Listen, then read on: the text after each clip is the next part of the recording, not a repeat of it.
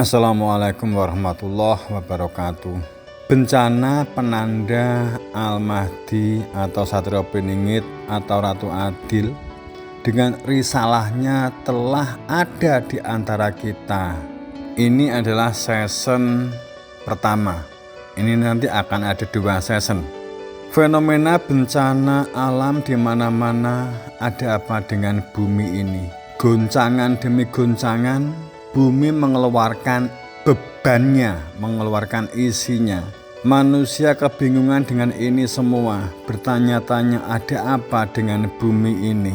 Mengatakan bumi ini sudah tua. Alam jagat raya semesta melakukan keselarasan, keserasian, keseimbangan. Bumi telah menderita akibat dieksploitasi manusia dengan cara-cara merusak alam demi kepentingan individu, golongan, dan pribadinya.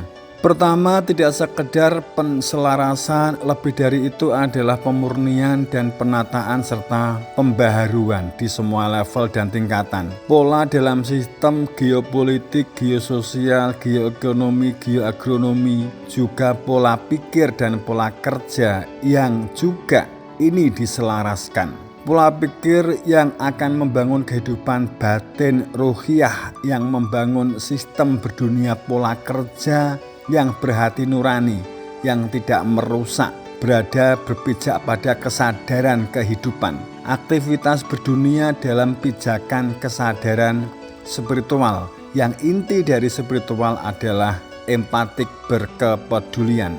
Kedua, pemurnian model kehidupan beragama yang bertuhan. Ini yang menjadi salah satu hal yang mendasar. Maksudnya, keyakinan dan kepercayaan selama ini didasarkan atas pijakan anggapan yang levelnya dinaikkan menjadi keyakinan, bahkan dianggap sebagai keimanan. Sehingga muncul rumusan bahwa perihal beragama dan keimanan adalah masalah doktrin dan dogma.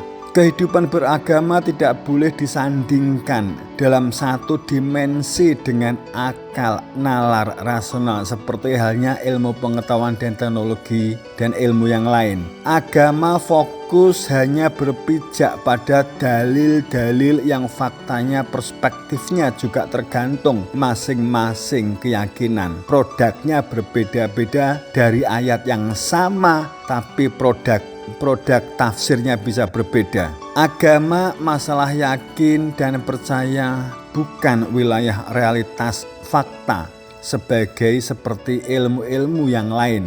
Akal nalar rasionalnya harus dimatikan sebab pijakannya yang penting ada dalilnya. Sekali lagi, padahal dalilnya juga tergantung yang membaca. Dan dalil dapat diperoleh dari yang telah dianggapkan sebagai kitab suci. Dalil juga diambil dari pendapat orang-orang di masa lalu sesuai keyakinan dari orang-orang di masa lalu itu sendiri, kemudian ditafsirkan oleh orang sekarang sesuai dengan perspektif orang sekarang. Dalil juga dapat diambil dari konsep, dari rumusan pendapat orang-orang pendahulu yang telah dikultuskan, yang difanatikan, yang awalnya adalah sebagai opini kebenaran kemudian ditempatkan sebagai kebenaran mutlak, serta dalil dan hujah juga diambil dari legenda sejarah di masa lalu yang dianggap penting, apalagi saat berkaitan dengan kepentingan dirinya sendiri. Apa semua itu salah? Saya mengatakan sama sekali tidak salah. Sebagai referensi tidak salah. Sebagai menginspirasi sama sekali tidak salah.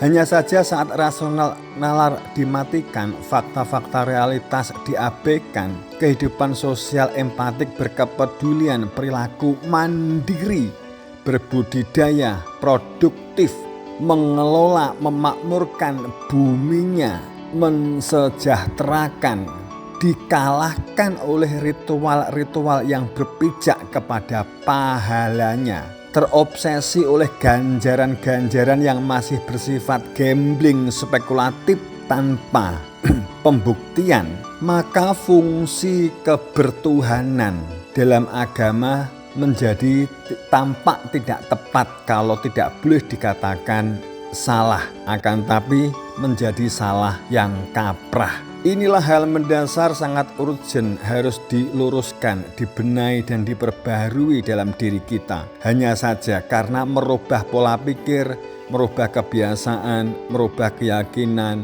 merubah pemahaman untuk memiliki kesadaran yang berpijak pada fakta realitas kehidupan adalah sesuatu yang tidak ringan, bahkan berat, sulit, dan bahkan di beberapa mustahil. Maka berlakukanlah sunatul awalin seperti halnya yang telah diberlakukan oleh orang-orang di masa lalu. Sunatul awalin itu adalah peringatan yang kualitasnya sudah pada kualitas azab, pembaruan, pembersihan, pemurnian.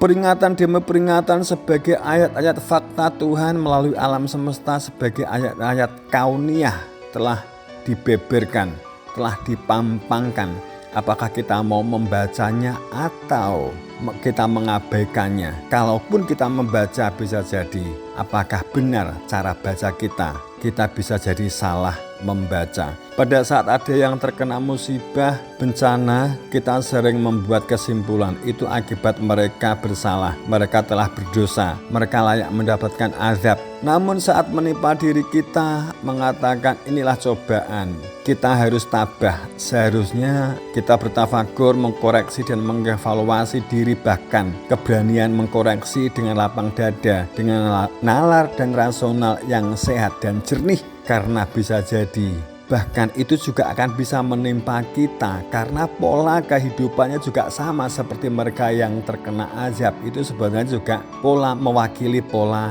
kita. Pola beragama kita bisa jadi tidak tepat, keimanan kita tidak berpijak pada fakta realitas makrifat aku bersaksi. Karena inilah sesungguhnya inti kitab yang harus dibaca adalah kitab di dalam diri kita sendiri. Dan faktanya lagi kita tidak pernah bertatap muka, bahkan tidak sejaman dengan sang wakil resmi Tuhan sebagai pemegang otoritas kebenaran, sebagai pewaris yang hak sah serta wenang, yakni keberadaan Rasulnya dan Nabinya. Apakah ini memang benar tidak ada, ataukah kita yang beranggapan meniadakan? Sehingga manusia sekarang terombang-ambing oleh pendapat dan opini serta oleh anggapan-anggapan, kemudian dianggap kualitas keimanan.